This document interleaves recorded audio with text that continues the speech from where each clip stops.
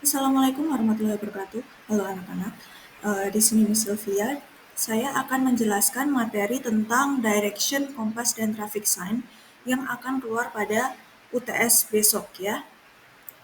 Oke, jadi yang pertama, mari kita mulai dengan direction. Jadi direction itu artinya dalam bahasa Indonesia itu adalah arah ya.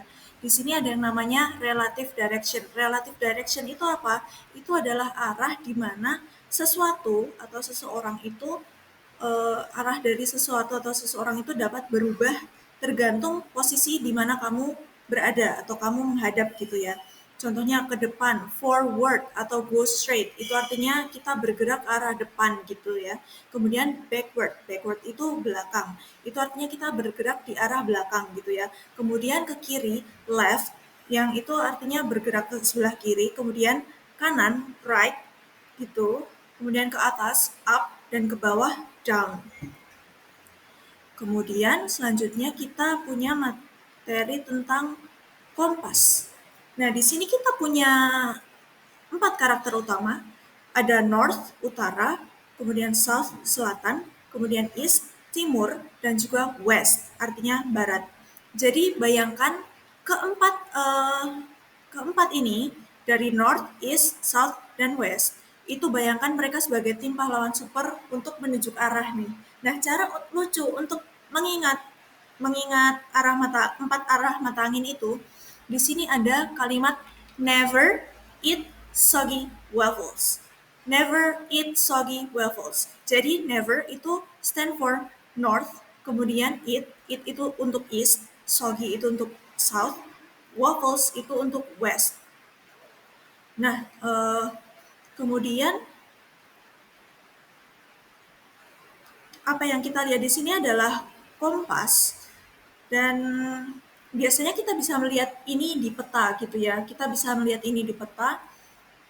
Ini seperti lencana resmi untuk menunjukkan arah nih anak-anak. Nah, ini bisa membantu anak-anak untuk mengetahui arah mana yang harus diambil. Jadi bayangkan nih, anak-anak berdiri di ruangan, kemudian coba tunjuk arah utara, kemudian selatan, timur, dan barat. Nah, kayak gitu ya. Tapi ada masih yang lain lagi, gimana kalau sesuatu itu atau suatu benda itu letaknya nggak persis ada di utara, nggak ada di timur, nggak ada di barat, nggak ada di selatan. Nah, di situ eh, muncul namanya timur laut, tenggara, kemudian barat daya, barat laut. Nah, itu mereka itu seperti asisten dari pahlawan supernya gitu ya. Nah, kalau yang north east itu eh, north east itu adalah arah di antara north dan east, northeast, kemudian southeast, southeast itu di sini ya, kemudian southwest dan northwest, kayak gitu. Jadi untuk mengambil namanya itu kali kita berpatok pada pertama ini ya, 4 arah mata angin itu, kemudian di antara keduanya diambil antara north dan east jadi northeast, antara south dan east jadi southeast, south dan west jadi southwest, dan north dan west jadi northwest. Begitu ya. Untuk kosakatanya pernah saya sampaikan. Silahkan diingat-ingat kembali, juga ada di catatan kalian. Kemudian tentang traffic sign. Jadi bayangkan kalian itu lagi bermain permainan yang super penting, namanya tetap aman di jalan. Nah, di sini rambu lalu lintas atau traffic sign itu seperti buku aturan untuk permainan ini. Jadi rambu lalu lintas itu fungsinya apa? Untuk memberitahu kita apa yang boleh dan tidak boleh kita lakuin supaya semua orang itu tetap aman. Kenapa sih rambu lalu lintas itu penting? Yang pertama, untuk menjaga eh, untuk menjaga kita tetap aman. Jadi rambu lalu lintas itu memberitahu kita tentang bahaya seperti tikungan tajam, jalan licin, atau area di mana hewan mungkin akan menyeberang gitu ya. Kedua, untuk membantu kelancaran lalu lintas. Jadi coba bayangkan kalau lampu lalu lintas itu nggak ada, pasti kan ada kekacauan ya. Dengan mobil melaju kemana-mana, terus eh, motor juga seliwar-seliwar kayak gitu kan, lewat begitu aja, itu kan bahaya banget. Nah, jadi rambu-rambu ini sangat penting untuk menjaga ketertiban. Rambu-rambu itu juga memberikan informasi kepada kita tentang batas kecepatan, untuk petunjuk arah, dan juga lokasi parkir. Ini ada beberapa traffic sign atau rambu lalu lintas yang sangat umum, ya. Yang pertama ada traffic light. Traffic light itu apa? Kalau kalau di bahasa kita sebutannya bamjo, ya bamjo atau traffic light itu lampu lalu lintas.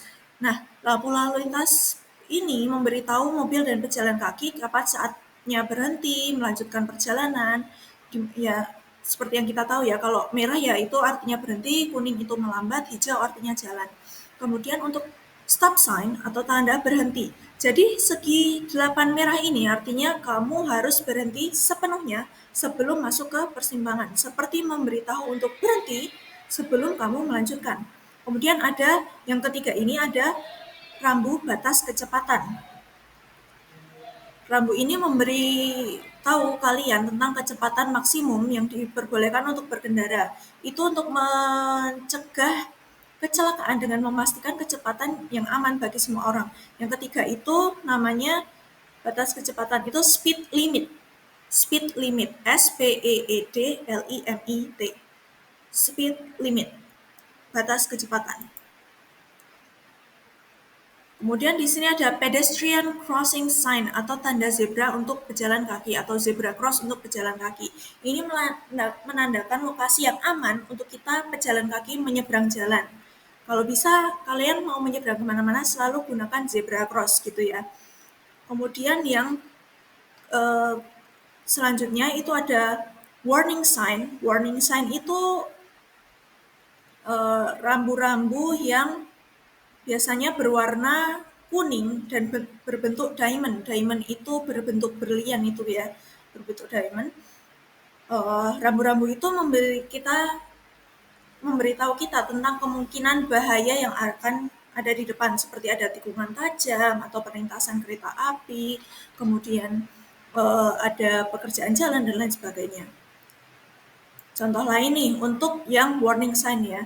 Yang pertama, curve ahead. Yang pertama ini ya, yang ada gambar berkelok-kelok ini namanya curve ahead. CURVEAHEAD. Jadi, rambu ini memperingatkan kita, the sign warns you that the road is going to curve or turn, so you need to slow down and be careful. Jadi curve ahead ini rambu yang menunjukkan bahwa jalan di depan itu akan berkelok atau ada tikungan tajam di depan, sehingga kalian bisa mulai melambat dan berhati-hati saat berada di jalan. Kemudian intersection ahead. Intersection itu apa? Intersection itu persimpangan. Nah ini ada ada simpang 4 ya, ada intersection, ada juga T-junction. Kalau T-junction itu simpang 3.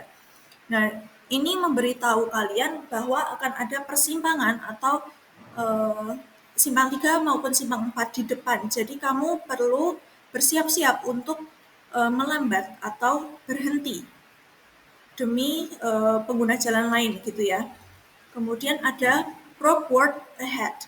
Road work ahead itu adalah pekerjaan jalan nih, yang ada gambar orang kayak lagi nyerok atau lagi pakai cangkul gitu ya. Itu ada pekerjaan jalan, itu memberitahu kita kalau akan ada konstruksi atau gangguan pekerjaan jalan di depan kita. Jadi kita harus berhati-hati, nggak boleh ngebut gitu ya.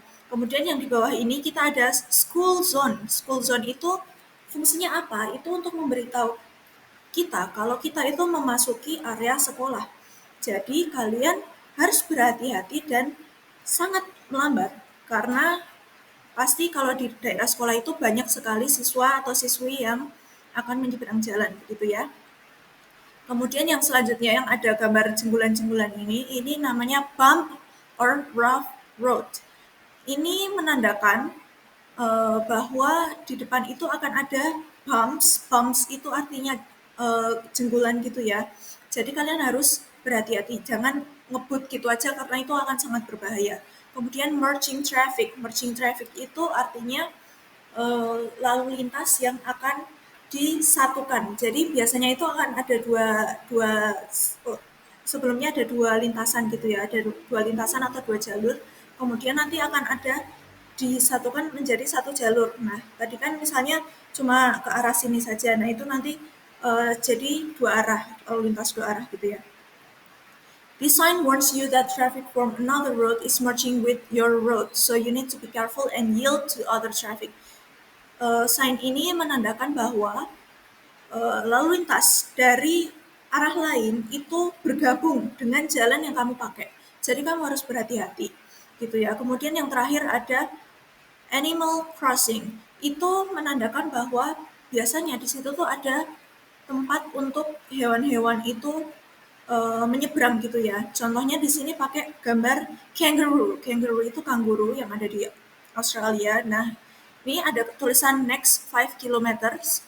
Jadi untuk 5 kilometer ke depan itu akan ada jalur lintasan untuk kanguru. Jadi kalian harus berhati-hati supaya kalian tidak menabrak kanguru tersebut.